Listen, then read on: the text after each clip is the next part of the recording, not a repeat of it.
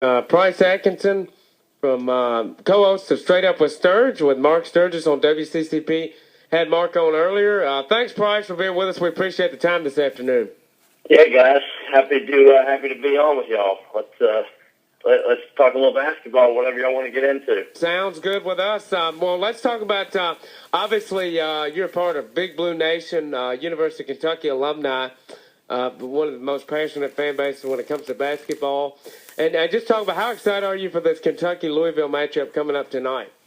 Well, I tell you, it feels like 9:45, 10 o'clock taking forever to get here because this is one of those games where, when you guys know that Sweet 16, this is big boy basketball time, but then when you throw in a rival that you have to match up on the way to the Final Four, it just kind of makes it that much more enticing. And after tonight, one of the between Kentucky or Louisville, they're going to be halfway home to the 6 straight wins you need in the tournament to win the whole thing. So it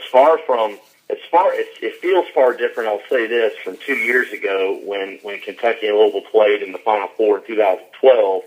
Where that felt a lot more like a coronation, really, for our team, because Kentucky was really the odds-on favorite to win the whole thing with Anthony Davis and Michael Kidd-Gilchrist and those guys. But this year just has a whole lot different kind of a feel because, A, it's not in the Final Four, but, B, it's really kind of a toss-up in just a lot of different ways. Right, and talk a little bit about obviously the year that Kentucky has had. They've had some ups and downs. Calipari's received a lot of criticism. Everybody, it seems like every time you turn on ESPN, they're debating the one and done. But obviously, it seemed like to me after they won those games in the NCAA tournament, he ought to just walk into the press room and say, "Hey, how do you like me now?" I mean, he knows how to make it work.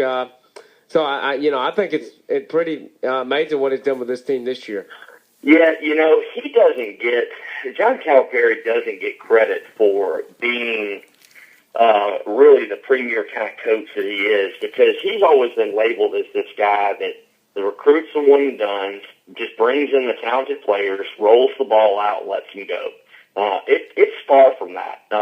You really pay attention and basketball, you can see some of the things he's done. Now, obviously, last year was a lot more of a difficult year, and there were a lot of different things. You press every button that you can, and sometimes you just can't get guys that come together, and that's what happened last year. But this year, it's just really been amazing, the turnaround at the end of the season. I was there, golly, it feels like it was just 2 nights ago when we were in Columbia that late Saturday afternoon, March 1st, and just absolutely, I don't remember a time since when I started school at UK in '94 and having followed the basketball program since then, I don't remember a time where it was a full wheels off kind of moment like what happened in Columbia that night to South Carolina. I mean, I said coming home, the only thing I could figure, losing in the way we did and just looking as bad as we did, forget just losing, I mean, just looking and playing as awful as Kentucky did,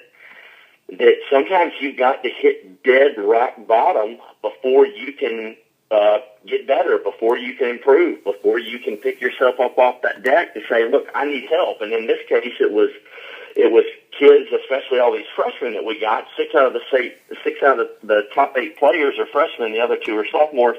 For them to buy in and say, look, okay, we can't do this all ourselves. We've got to listen to coach. We've got to play for each other. And it's, the thing they may have figured out finally at just the right time, going into the SEC tournament. Right. They gave, probably should have beat Florida in that championship, gave them quite a run there at the end of the game, kind of a miscue there on the last play. But just talk a little bit about the relationship between Calipari and Pitino. Obviously, there's no love lost there. And you go into Kentucky and how much this Louisville rivalry means. I think it's one of the better ones in college sports. Yeah, it's about the rivalry first. I mean, it's everywhere you go, you think your rivalry is the best. In terms of regionally, and certainly Clemson Carolina is great. It's here locally. It's a fun one. you go down to the Sunshine State, Florida State, people would say, well, that's the best one. I'll tell you, having worked 4 years at the Naval Academy in the athletic department, I will tell you, no matter what happens, how it's spun, whatever, the greatest college sports rivalry is Army-Navy. But Louisville in Kentucky it's big on the scale, where it's just like Clemson, Carolina, every time you play them in whatever sport, it means a lot. But, it's a little bit different in basketball because obviously both are considered more basketball schools than football, although they've each had their moments in football. But it's just you'll see tonight, feels like half the people, my friends, are still up there. They're all heading up to Indy or either there by now. And, last one out flip the switch on when they were leaving Jefferson County on 64, heading up over into Indiana tonight. But it's going to be, it is one of those rivalries especially on the basketball court. And when you have the undercurrents, as you mentioned, of John Calipari on one side, and then Rick Pitino, who everybody knows, former Kentucky coach, and now is at Louisville. That adds another dynamic to the whole thing. Not to mention another one that they're the first time, I think only the fourth time in history of the NCAA tournament that back-to-back national champions are playing in the tournament. So there's a lot of storylines that just go across just your generic. Hey, this is Kentucky and Louisville. Well, Price, you mentioned, let's go back to Calipari real quick. You mentioned the struggles a year ago. There were reports of maybe some bad chemistry with the team, and, of course, the Nerlens Noel injury.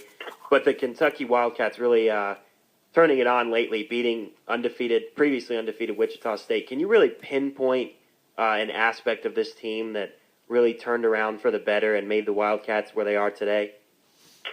Well, I think that, this year, or last year, as you said, the guys just didn't buy in. Once he went down, it's asking a lot for a freshman to be the heart and soul of your team. And last year, after Nerlens went down at Florida, that was, I don't want to say it was the end of it, but you knew that they were going to struggle, and they obviously did. And, while this year's team is made up of, primarily freshmen, and they start all five freshmen, you got guys like Alex Poitras, and Willie Cauley-Stein, who've been around they've been through now almost 2 full seasons. So, the turnaround is really, I think a lot of it has to do, in my book, what I thought, and we thought at the beginning of the year, that if this team was going to go far and achieve some of the things they thought they could do, it was really going to be the Harrison twins that took them there. They're both 6'5" or 6'6", shooting guard, point guard, had a lot of hype coming in out of Texas. Everybody knows Julius Randle, Willie Cauley-Stein, some of the other freshmen. But when you get into the tournament, guard play is just critical. And when you say guard play, I'm talking taking care of the basketball, making shots, and running the team. And, against Wichita State, both Andrew and Aaron, they combined for 39 points. One had 20 and the other had 19. Went to the foul line. We're hitting foul shots down the stretch. Andrew almost didn't even play because hyperextended an elbow in the last minute against Kansas State in the first round. So there was even questions whether he was going to play. But, sometimes you've probably all seen, too, when you see guys get hurt, sometimes, or even sick, they come out on the court or whether it's football and just whatever it is, they shine. Maybe a back against the wall kind of moment where you're sick or you're playing hurt, and sometimes you end up getting the best out of. I remember, was it Kobe Bryant or LeBron one time playing sick as a dog and I think scored 50 or something that night. Michael Jordan done it a couple times. So I think the Harrison twins are the key, and I think they're going to be the key again tonight. Right, and talk a little bit about. I was listening to you and Sturge one night. You're talking about your sleeper team going to the Sweet 16 with Tennessee, which proved to be right on point. I like the 2 big guys they have. I think they're a really physical team. It's been kind of hard with Martin there, obviously with Bruce Pearl in that situation, but the Monkeys finally, it's gotten off of his back a little bit. And just talk about the rest of the SEC, what they've done in this tournament. Yeah, I really like Tennessee. I had them moving it through my Sweet 16. Had them beating Duke in the last round. Of course, they didn't get the shot at Duke. They had Mercer, but Tennessee's playing their best basketball of the year. They lost their last loss was in the SEC tournament semis to Florida, and played Florida literally down about the last 2 or 3 minutes. They're playing well, and when you look at their starting five now, they only go maybe 1-2 deep on the bench, so they're pretty limited if they get in foul trouble. I don't think they're gonna face foul trouble against more of a perimeter-oriented team like Michigan. But, yeah, you mentioned those guys inside, Jerron Maimon and Jarnell Stokes. Those guys can flat pound you. I mean, they aren't just big guys. They are thick, like left tackle size. Yeah, I think that Tennessee's, what's his name, the football coach, Butch Jones needs to sign them up.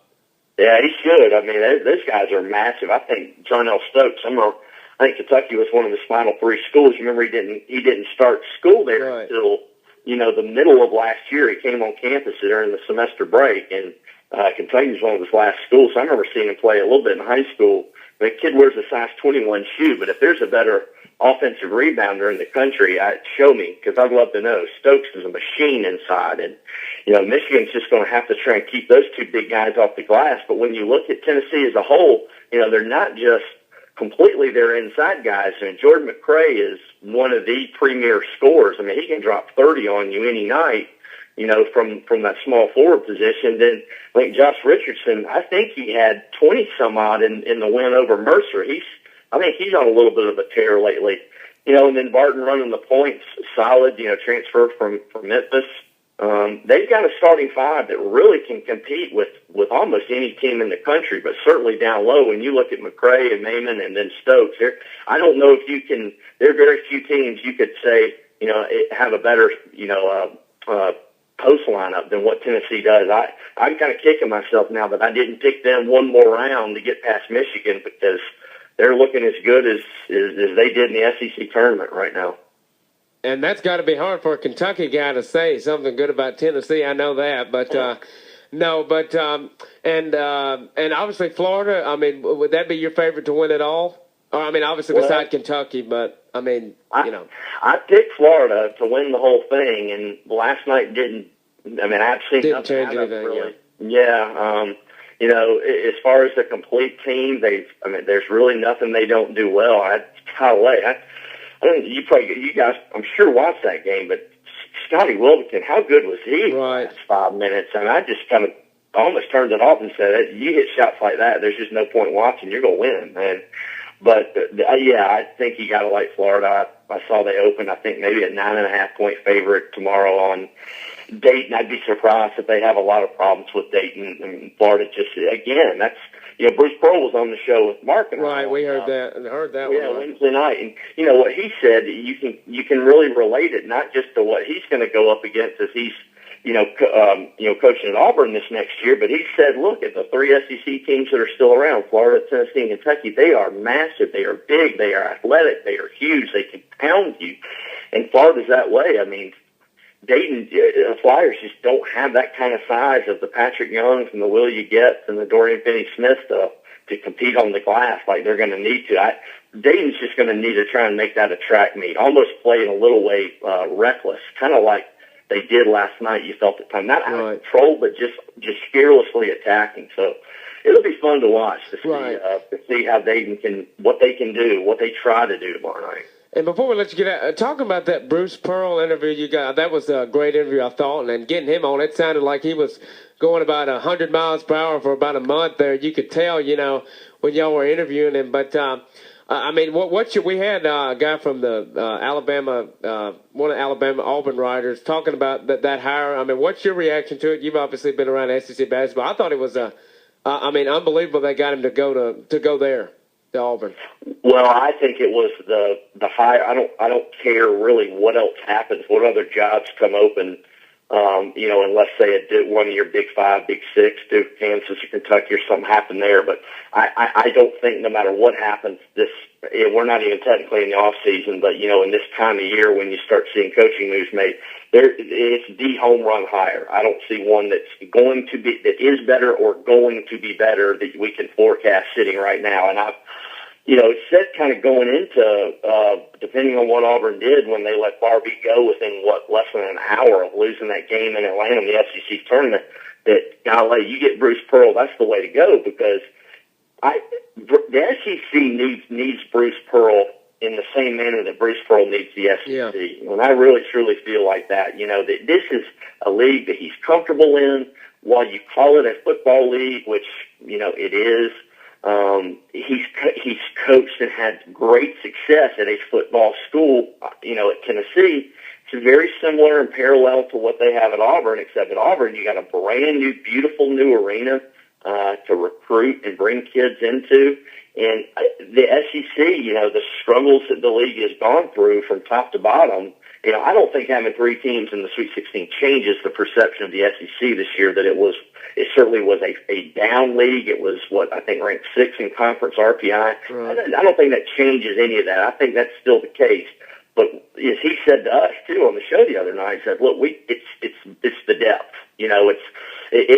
What the Big 12 was this year is what I think the SEC strives to be. I mean, the Big 12's depth this year was just unbelievable. So, he's going to help that. He's going to add another team into the mix at Auburn. While they may not make the NCAA tournament in his first year, I think certainly by year 2 they're going to be as competitive with everybody. And I think that's going to hopefully raise the bar for Vanderbilt to kind of get back up there under Kevin Stallings. And, while Anthony Grant's had his problems at Alabama, and people may say, well, now Bruce Pearl coming to Auburn, that's the death nail for I think that's going to put more pressure on him. I think it'll put more pressure on him, but I think it could also potentially, in a way, it might help them lift them up and get them to where they really want him to be. Yeah, I totally agree with that. But Price, we appreciate your time. We had Sturge on here, and he's a huge fan of the Rolling Stones. I saw a little U2. I have some of that. I don't know if I have Coldplay or anything like that. But what's your favorite thing on Smoke on the Water? No, man, anything they got. Anything they got. I'm a big brisket fan. You can't go wrong with their smoked brisket down there, whether it's brisket sandwich or just a flat open brisket. Oh man, it's just delicious with the mustard sauce. Any day of the week, I'm up for brisket, but it's delicious down there. Come down and see us one night when we're doing the show. And tell people again where they can find you in Sturge on every Monday through Friday, 7 to 9 on 104.9. Am I right? Yep, Mark's show is Straight Up with Sturge, 104.9 WCCP. I'm usually on with him one night a week, every now and then maybe 2. Right. I'm usually on with him usually Tuesday nights. This is the time of year with baseball season. Right. You have your midweek games Tuesday or Wednesday. We're mixing and matching, trying to figure out what night I'm going to be on with him. And then I'll tell you guys this, with Clemson basketball still playing, it's fun to have a season that's still fun in the month of March, but when your season is still going in the month of April like Clemson is, man, you have a lot of fun with it. So congratulations. Right. No, it's been neat watching those guys, and just they deserve it after what happened. I know you have no love lost toward Duke, and I saw that shirt that still hate Leighton or whatever, but we had Bob Harris, voice of the Blue Devils, on here about a month ago. He was awesome, but what happened in that game in the Culver's pit, I mean, it was kind of just overdue, I thought. Yeah, I agree. I'm really happy for Brad Brownell. Really to see him, because he's a guy that, like Coach Pearl told us, and I'm glad he said it, Brad Brownell can flat coach. And people that don't, I've heard a lot of Clemson fans just say, well, I don't like the brand of basketball. I don't like this, kind of slow down mentality. Look, one of the things that makes good coaches really good coaches is they don't try and fit a square peg in a round hole, and they can adapt their personnel and what they want to do and the teams they want to be and how they want to play to the personnel that they have. And he's done a phenomenal job on making defense and rebound the calling card, because let me tell you something, there's some nights, I don't care how good of an offensive team or shooting team you got, the shot's not going to be there, and you're going to have to win games with your defense and on the glass. And he's done that, and it's just been awesome to watch what he's been able to do this year. And I mean, golly, next year could be even more fun. Right. All right, Price, we appreciate the time, and we'll get you back on as soon as the season's over. And good luck to the Cats tonight. Hopefully it'll be a great game. Always two powerhouses getting together in the NCAA tournament. Not much better than that. Yeah, happy to do it, guys. Anytime. All right, Just thank let me you. know. All right, that's Thanks, guys. Price Atkinson.